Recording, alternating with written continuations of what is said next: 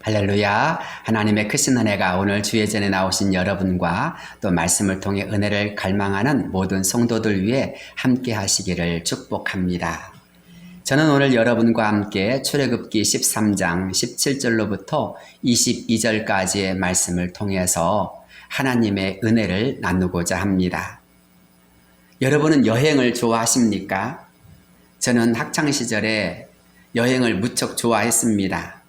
산이나 강을 따라 사람을 만나고 자연의 아름다움을 가슴에 담는다는 것은 정말 아름다운 추억이었습니다. 그땐 주로 지도를 가지고 다니면서 여행을 하였습니다. 모르던 길도 지도책만 있으면 잘 찾아갈 수가 있었습니다. 그러나 지도를 가지고 가지만 그래도 길을 잃어버릴 때가 종종 있었습니다. 그럴 때 제일 큰 도움이 무엇입니까? 바로 사람들에게 물어보는 것입니다. 그러면 지도책보다도 훨씬 더 빠르고 정확할 때가 많았습니다. 요즘엔 대부분의 사람들이 지도 대신에 내비게이션을 이용합니다. 얼마나 정확하고 빠른지 모릅니다. 그래서 요즘은 내 여자의 말을 잘 들어야 한다고 합니다. 어머니 말씀, 아내 말, 그리고 딸의 말이라고 합니다. 그리고 마지막 하나가 안내양의 말이라고 합니다. 하여튼 내비게이션의 말을 잘 들으면 가고자 하는 길을 마침내는 잘 도착하게 된다는 것입니다. 그런데 오늘 우리가 읽은 성경 말씀을 보면 전능하신 하나님께서 이스라엘 백성들을 적과 꿀이 흐르는 가나안 땅으로 인도하시고자 합니다. 하나님께서 직접 내비게이터가 되셔서 이스라엘 백성들을 인도하시는 것입니다. 그런데 여기서 놀라운 사실을 하나 우리는 발견할 수 있습니다. 바로 하나님께서 이스라엘 백성들을 빠르고 정확한 길이 아닌 돌아가는 길을 선택하셨다라는 사실입니다. 하나님께서 왜 이스라엘 백성들을 지름길이 아닌 돌아가는 길을 선택하여서 그 길로 인도하셨을까요? 사실 애굽에서 가나안 땅까지의 거리는 가까운 길인 지중해 연안을 따라 가게 되어지면 거리상 약 300km밖에 되지 않습니다. 하루에 약 20km씩 걸어도 적어도 2주 아니면 도착하게 되어지고 10km씩만 걷는다 할지라도 한 달이면 충분히 도착할 수 있는 거리입니다. 그래서 어떤 사람은 빠르게 가면 3, 4일 안에 가기도 한다라고 말하기도 합니다. 그런데 이렇게 빠르고 좋은 길을 다 놔두고 하나님께서는 하필이면 광야의 험하고 먼 길로 이스라엘을 인도하셨을까요? 거기엔 하나님의 뜻이 있었을 것입니다. 그 하나님의 뜻이 무엇인지 한번 생각해 봄으로써 이 시간 하나님의 은혜를 나누고자 합니다. 첫째로 하나님은 이스라엘 백성들이 온전한 하나님의 백성이 되길 원하셨습니다. 하나님은 이스라엘 백성들이 오직 하나님만을 바라보며 하나님만을 섬기는 하나님의 백성이 되길 원하셨습니다. 이스라엘 백성들을 애굽에서 부르신 이유가 무엇 때문입니까? 하나님의 사랑과 능력을 깨닫고 온전히 하나님을 섬기는 그의 백성이 되도록 하기 위해서입니다. 이를 위해서 필요한 것이 무엇일까요? 바로 하나님의 백성답게 만드는 것입니다. 하나님의 백성다움이란 무엇입니까? 바로 하나님을 온전히 믿고 섬기는 자들입니다. 하나님은 온전한 믿음을 기뻐하십니다. 시편 3절로부터 4절까지의 말씀을 보면 이런 말씀이 나옵니다. 악인은 그의 마음에 욕심을 자랑하며 탐욕을 부리는 자는 여호와를 배반하여 멸시하나이다. 악인은 그의 교만한 얼굴로 말하기를 여호와께서 이를 감찰하지 아니하신다 하며 그의 모든 사상에 하나님이 없다 하나이다.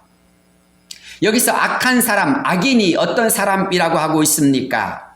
욕심을 자랑하고 여호와를 멸시하며 모든 사상에 하나님이 없다라고 생각하는 사람이라고 하였습니다. 하나님이 없다라고 하는 사람들, 그 모든 사상에 하나님의 살아계심을 부인하는 사람이 바로 악한 사람, 악인이라는 것입니다. 그런데 시편 53편 1절을 보면 이런 말씀도 있습니다. 어리석은 자는 그의 마음에 이르기를 하나님이 없다 하도다. 그들은 부패하며 가증한 악을 행하며 선을 행하는 자가 없도다라고 했습니다. 하나님을 부정하고 악을 행하는 사람, 그래서 선을 행하지 않는 자를 가리켜서 어리석은 자라고 하였습니다. 악인이나 어리석은 자나 공통점이 있다면 바로 하나님의 존재를, 하나님의 살아계심과 역사하심을 모두 부인한다라는 것입니다. 그래서 어쩌면 자기 마음대로 행하는 것 아닐까요? 그러나 의인은 어떻습니까? 믿음으로 사는 사람들입니다. 로마서 1장 17절 말씀이지요. 복음에는 하나님의 의가 나타나서 믿음으로 믿음에 이르게 하나니 기록된 바 오직 의인은 믿음으로 말미암아 살리라 함과 같으니라. 여기서 복음은 믿음으로 믿음에 이르는 삶을 살게 한다고 하였습니다. 그런데 의인은 그 복음을 힘입어서 하나님 앞에서 믿음으로 살아간다는 것이지요. 그래서 하나님을 기쁘시게 한다는 것입니다. 사람이 어떻게 하나님을 기쁘시게 할 수 있을까요? 믿음으로 살 때입니다. 사랑하는 성도 여러분, 우리가 하나님을 기쁘시게 할 때 그런 사람을 하나님은 의인이라고 하셨고 또 그런 사람들을 믿음에서 믿음으로 이르게 한다고 하였으며 또 그런 믿음으로 사는 삶을 하나님은 매우 기뻐하신다고 하였습니다. 히브리서 11장 6절이지요. 믿음이 없이는 하나님을 기쁘시게 하지 못하나니 하나님께 나아간 자는 반드시 그가 계신 것과 또한 그가 자기를 찾는 자들에게 상 주신 이심을 믿어야 할지니라. 그렇습니다.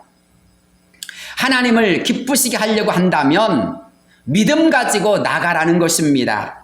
그래서 하나님께 나갈 때는 반드시 그가 계신 것과 또한 그가 자기를 찾는 자들에게 상 주신 이심을 믿고 나가라는 것입니다.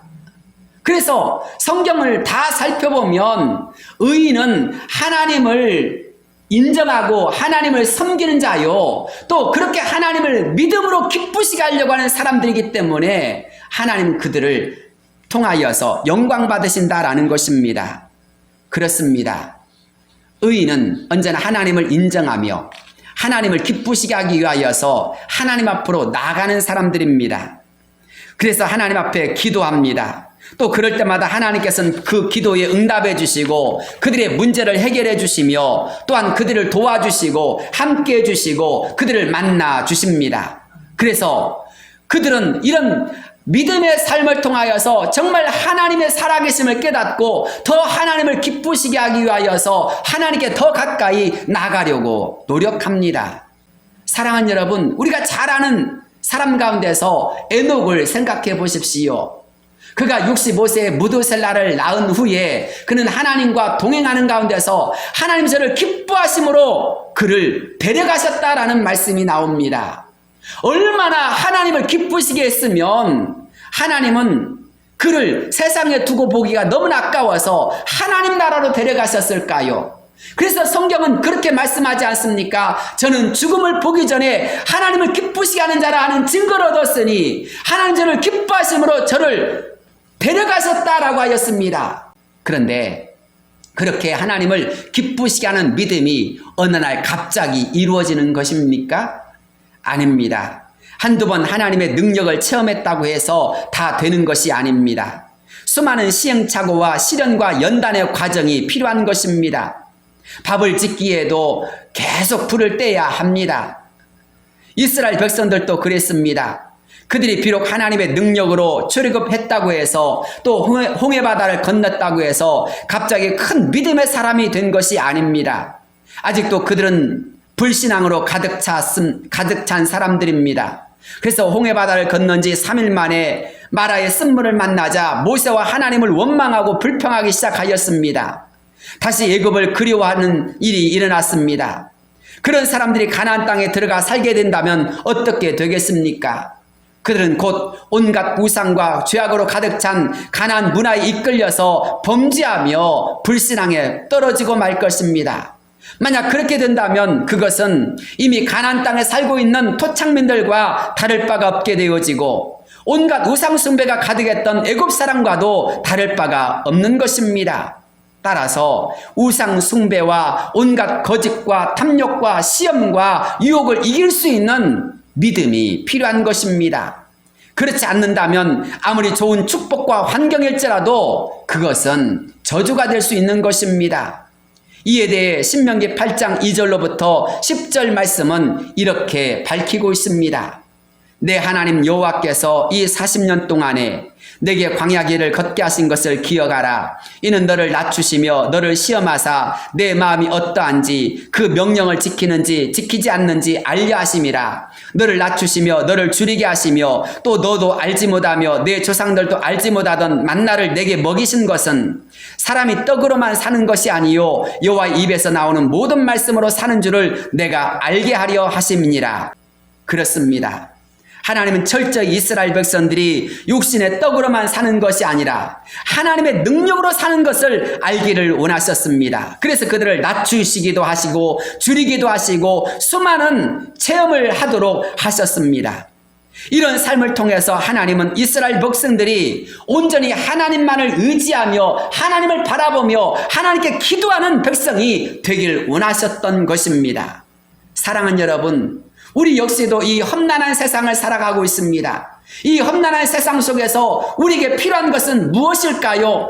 성도라면 마땅히 하나님 백성다운 그런 믿음이 있어야 될 줄로 믿습니다. 때로는 돌아가는 그 길이 때로는 나를 하나님의 자녀다움으로 하나님께서 정말 기뻐하신 자로 세우시는 그때가 그때를 위하여서임을 깨닫기를 바랍니다.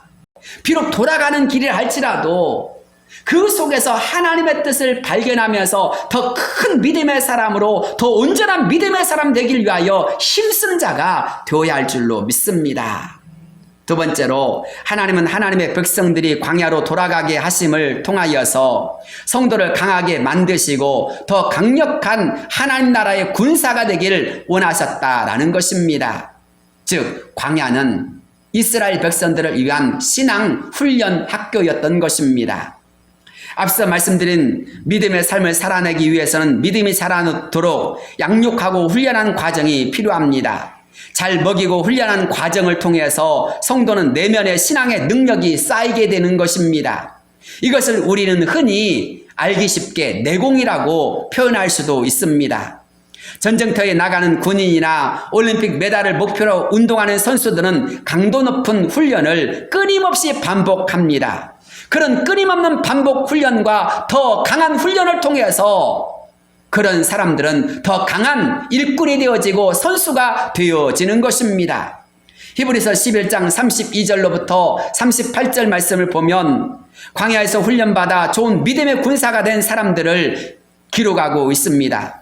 내가 무슨 말을 더 하리요? 기드온, 바락, 삼손, 입다, 다윗 및 사무엘과 선지자들의 일을 말하려면 내게 시간이 부족하리로다. 그들은 믿음으로 나라들을 이기기도 하며 의를 행하기도 하며 약속을 받기도 하며 사자들의 입을 막기도 하며 불의 세력을 멸하기도 하며 칼날을 피하기도 하며 연약한 가운데서 강하게 되기도 하며 전쟁에 용감하게 되어 이방 사람들의 진을 물리치기도 하며 여자들은 자기의 죽은 자들을 부활로 받아들이기도 하며 또 어떤 이들은 더 좋은 부활을 얻고자 하여 심한 고문을 받되 구차히 풀려나기를 원하지 아니하였으며 또 어떤 이들은 조롱과 채찍질 뿐 아니라 결박과 옥에 갇히는 시련도 받았으며 돌로 치는 것과 톱으로 켜는 것과 시험과 칼로 죽임을 당하고 양과 염소의 가죽을 입고 유리하여 궁핍과 환난과 학대를 받았으니 이런 사람은 세상에 감당하지 못하느니라. 그들이 광야와 산과 동굴과 토굴에 유리하였느니라. 아멘. 그렇습니다. 이 말씀을 잘 생각해 보십시오. 어떤 사람도 안락한 삶을 살지 않았다고 하였습니다. 편하게 신앙생활을 하지 않았다고 하였습니다. 다 믿음의 선배들과 신앙의 용사들은 그렇게 고난과 어려움, 환난과 핍박을 견디거나 순교를 당하기도 했습니다. 수많은 시험과 연단을 거친 결과 믿음의 용사가 되었고 믿음의 승자가 된 것입니다. 그래서 결국은 하나님이 다 인정하시는 사람, 상받도록 하신 자가 된 것입니다. 그렇기에 저와 여러분도 고난과 어려움을 피하려고 하거나 또는 나쁘게만 생각해서는 안 된다는 사실입니다. 광야의 길이 때로는 나에게 특별한 하나님의 섭리와 뜻이 있는 길이다라는 것입니다. 그 길은 결코 저주나 하나님으로부터 버려진 것이 아닙니다. 오히려 그곳에서 하나님과 함께 살아가는 세상이 감당할 수 없는 강력한 은혜와 승리의 역사가 더욱 나타난다는 것입니다. 조롱을 당하거나 채찍을 당해 온몸이 찢어지고 옥에 갇히는 경우가 있을지라도 하나님은 반드시 믿음을 통해 그곳에서 승리하도록 그들을 도우셨습니다. 그래서 하나님은 그들의 신앙의 연단과 능력 있는 삶을 통해서 그들을 믿음의 능력자가 되게 하셨고 승리자가 되게 하셨습니다. 사랑하는 성도 여러분, 우리 모두도 그런 하나님의 뜻을 볼 수 있는 자가 되어야 합니다. 신앙생활에 있어서 무기력이나 게으름은 하나님이 원하시는 것이 아닙니다. 신앙은 물살을 거슬러 올라가는 연어처럼 살아 있어야 되고 힘이 있어야 하는 것입니다. 그럴 때 세상과 타협하지 않는 불의에 항거하고 오직 하나님의 뜻을 외치면서 나갈 수 있는 강한 신앙의 용사가 될 수 있는 것입니다. 이런 승리의 삶을 잘 보여주었던 사람 중에 한 사람이 누구입니까? 바로 본문에 나오는 요셉입니다. 19절을 보면 요셉은 죽었지만 그의 믿음의 소망은 결코 죽지 않았음을 보여줍니다. 요셉은 살아있을 때에 하나님이 아브라함에게 약속하신 대로 반드시 이스라엘이 출애굽할 것이라는 것을 믿었습니다. 그날이 이르게 되면 자신의 유고를 애굽에서 꼭 가지고 나가라고, 그래서 가나안 땅에 묻어달라고 유언을 하였습니다. 왜 그렇습니까? 하나님은 반드시 이스라엘 백성들에게 돌아오실 것이다. 그리고 이스라엘 백성들을 가나안 땅으로 인도해 주실 것이다 라고 하는 믿음이 있었기 때문입니다. 그 믿음의 삶을 어떻게 요셉은 가질 수 있었습니까? 때로는 형제들에 의하여서 구덩이에 던져지기도 했고, 때로는 보디발의 집에서 온갖 유혹을 이기면서 감옥에 들어가는 그런 경우를 당하기도 하였고, 감옥에서 자신이 그렇게 의지했던 사람이 자신을 잊어버리고 3년 동안이나 더 감옥살이를 하는 과정에서 그는 내가 의지할 수 있는 분은, 내가 오직 바라봐야 될 분은 하나님밖에 없다는 것을 철저하게 깨달았기 때문인 것입니다. 그렇습니다. 오랜 신앙의 시련과 연단과 그런 광야 학교를 통하여서 요셉은 오직 하나님만을 바라보며 하나님만을 의지하며 모든 것을 하나님께 맡기는 자가 되었던 것입니다. 그런 신앙이 있었기에 그는 모든 이스라엘 백성들을 향하여서 너희가 나갈 때 반드시 내 유골도 가지고 같이 나가서 나도 죽어서라도 적과 끓인 가나안 땅에 들어가게 해달라고 말하는 자가 되었던 것입니다. 사랑하는 여러분, 그래서 지금이 중요한 것입니다. 지금 내가 믿음으로 하나님을 바라보고 더 하나님을 의지하면서 내 신앙이 더 자라나게 하는 과정이 필요한 것입니다. 그래서 어린 아이의 믿음이 아니라 장성한 믿음의 분량에 이르도록 힘써야 할 줄로 믿습니다. 장성한 믿음의 분량이 이르도록 하나님 우리를 때로는 광야학교로 몰아넣으셔서 나의 신앙이 자라게 하시고 나의 신앙이 온전케 되기를 원하십니다. 이런 면에 있어서 저와 여러분 모두 다 광야의 훈련을 잘 받는 자가 되기를 바랍니다. 광야의 길과 그 시기는 저와 여러분 모두를 강하게 만드시는 하나님의 뜻이자 또한 하나님의 은혜인 것입니다. 그런 훈련을 잘 받는 자가 능력의 주인공이 되어지며 기적의 주인공이 되어지며 또한 축복의 주인공이 되어짐을 깨닫기를 바랍니다. 하나님은 어떤 사람에게는 참는 훈련을 시키는 때가 있습니다. 어떤 사람은 감사하는 법을 배우게 합니다. 어떤 사람은 잘 듣거나 절제하는 훈련을, 또 어떤 사람은 기도와 말씀의 훈련을, 또 어떤 사람은 사랑하고 섬기는 훈련을 시키시는 경우가 있습니다. 이런 영적 훈련이 잘 되면 웬만한 일이 와도 잘 이겨냅니다. 그리고 하나님의 뜻을 잘 이루어냅니다. 옆에 있는 사람들이 괴롭히거나 큰 실수를 해도 신앙의 인격이 크게 흔들리지 않습니다. 오히려 그들의 허물을 관용하고 용서하며 사랑해주는 사람이 되어집니다. 물질의 문제나 건강의 어려움 앞에서도 마찬가지인 것입니다. 주님의 고난과 십자가를 생각하면서 그들은 더 하나님을 생각하며 더 하나님을 사랑하며 더 감사한 자가 되어집니다. 아니면 너무나 힘들면 때로는 하나님께 나아가서 부르짖고 기도하며 간구한 자가 되기도 합니다. 그런 까닭에 그들에게는 신앙의 성장과 복받는 역사가 스피드를 내면서 달려가게 됩니다. 나중된 자로서 먼저 되는 삶을 살아가게 되어집니다. 정말 너무나도 역전하는 삶을 살아가게 되어지는 것입니다. 그런데 먼저 된 자들로서 나중된 자들도 있습니다. 정말 은혜 받은 자였지만 형편없이 몰락하는 사람들도 많이 있습니다. 장로님, 권사님들, 심지어 수많은 목회자들도 넘어진 자들이 얼마나 많이 있는지 모릅니다. 그렇기 때문에 지금 우리는 우리 자신을 잘 점검하면서 하나님이 주신 이 광야 학교를 잘 훈련받아서 믿음의 거장으로 거듭나는 역사가 이루어져야 할 줄로 믿습니다. 그럼에도 불구하고 분명한 하나님의 뜻이 그곳에도 있다면 기쁨으로 달려가실 수 있는 자가 되길 바랍니다. 말씀과 은혜와 성령이 충만한 그리스도인이 분명 될 것입니다. 그날에는 겸손과 온유함이 능력이 되어지고 여러분의 믿음이 해같이 빛나는 삶이 될 것입니다. 하나님이 나를 지지해 주시고 하나님 나를 도와주시며 하나님의 역사가 끊임없이 일어나는 것이 나타나게 될 것입니다. 하나님이 함께 하십니다. 은혜와 성령을 주십니다. 그러므로 소망을 가지고 나가시길 바랍니다. 그렇게 여러분이 힘있게 나간다면 심지어 풀문불이나 사자굴조차도 두렵지 않는 강한 영적 그리스도인으로 거듭나게 될 줄로 믿습니다. 세 번째로 하나님은 하나님의 백성들이 광야로 돌아가게 하심으로써 거기에서 진정 무엇이 가장 귀한 것인지를 깨닫게 주십니다. 그것이 무엇일까요? 바로 하나님의 사랑이라는 것입니다. 앞서 말씀드린 것처럼 광야는 사람들이 살기 매우 척박한 곳입니다.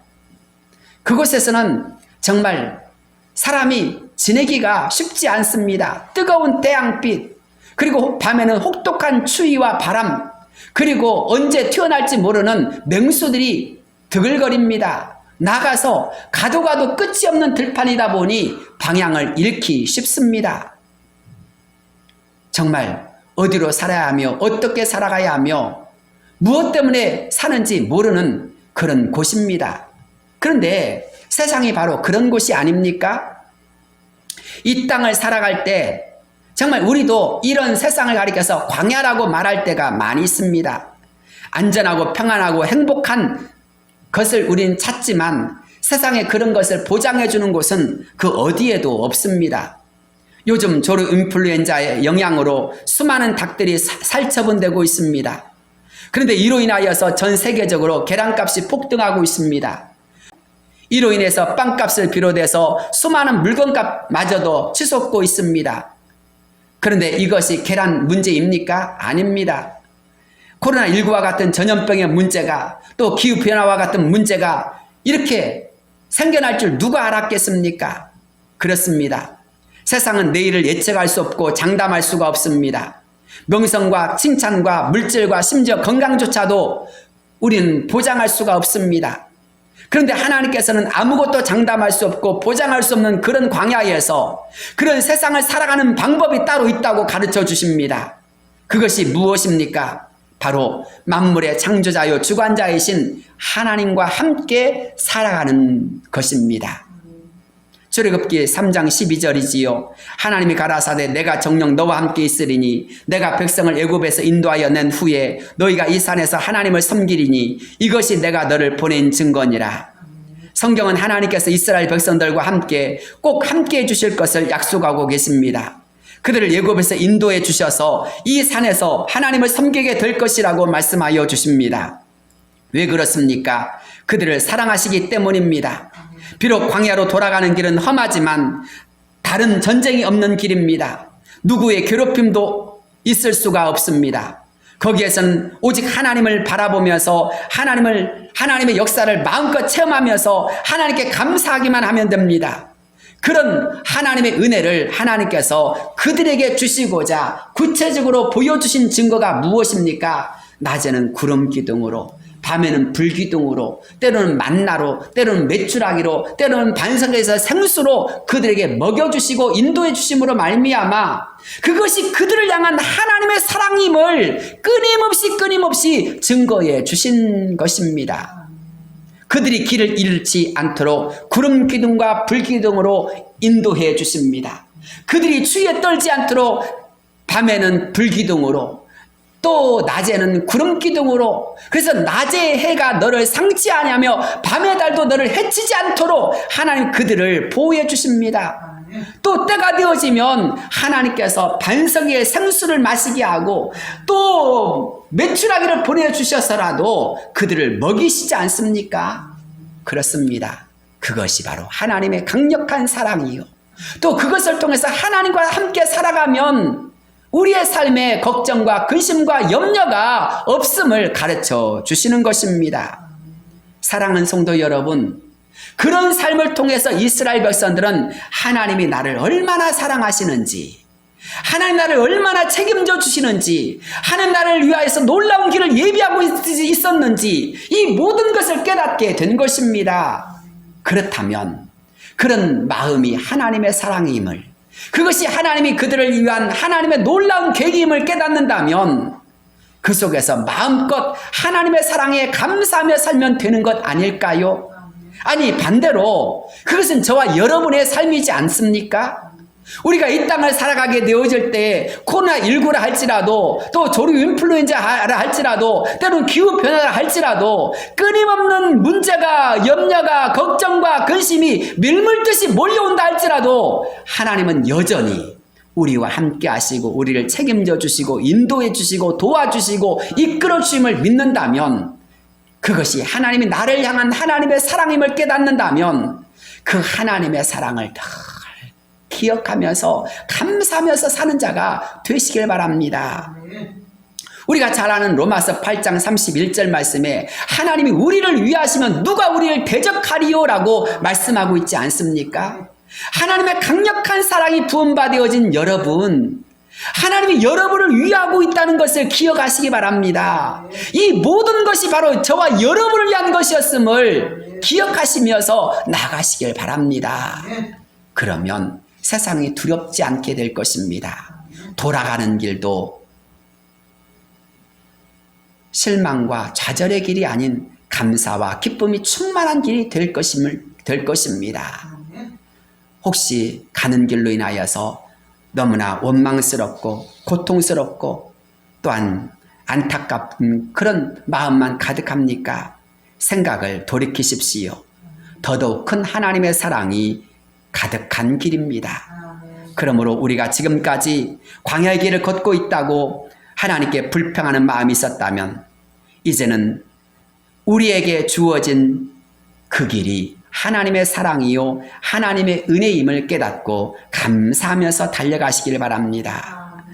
하나님께서 광야의 길로 이스라엘 백성들을 인도하시면은 하나님의 특별한 뜻과 사랑이 있었던 것처럼 저와 여러분에게도 하나님께서 놀라운 뜻과 사랑의 계획을 가지고 있습니다. 끊임없이 인도해 주시고 도와주시고 또한 구원해 주시며 응답해 주십니다. 그렇기에 2022년 한 해를 다시 힘차게 출발하는 저와 여러분은 내 눈에 보이지 아니하고 내 귀에 들리지 아니하고 내 모든 삶의 직접적인 역사가 빠르게 지금 당장 이루어지지 않는다 해서 실망하지 마시기 바랍니다. 내 시작은 미약하였으나 내 나중은 심히 창대하게 되리라. 하나님의 약속을 믿고 달려가면 하나님께서 은혜 베풀어 주실 줄로 믿습니다. 기도하겠습니다. 거룩하시고 은혜로우신 하나님 아버지, 우리의 가는 길이 지름길이 아닌 돌아가는 길임으로 인하여서 때로는 광야의 길임을 인하여서 우리는 원망하며 불평하며 한숨 지으며 절망할 때가 너무나 많이 있었습니다. 그러나 거기에도 하나님의 깊은 섭리와 뜻이 있음을 깨닫게 되었습니다. 그것이 우리를 향한 하나님의 사랑이었음을 깨닫게 되었습니다. 이제 그런 하나님의 뜻과 하나님의 사랑을 깨닫고 저희가 온전한 믿음의 사람 되어져서 하나님의 백성다운 그런 자가 되기를 원합니다. 하나님, 저희의 연약함을 도우시고 강한 믿음의 용사가 되어지게 하여 주옵소서.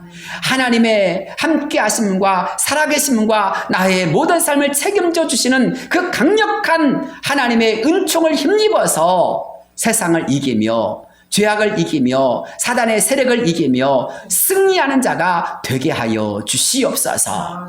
블레싱 센터 교회가 새로운 출발을 하게 되었습니다. 아무것도 보이지 아니하고 아무것도 우리에게 쉽게 이루어지지 않을지라도 우리가 하나님의 함께 하심을 믿고 담대하게 전진하게 싸운즉 2022년 한 해에도 주께서 역사하여 주시고 주님의 뜻 이루어 주시옵소서. 또한 이 모든 일에 함께하며 힘있게 나가기를 결단하는 우리 사랑하는 성도들과 섬기는 사람들을 주께서 기억하여 주시고 복되게 하여 주시옵소서. 예수 그리스도의 이름으로 간절히 기도드리옵나이다.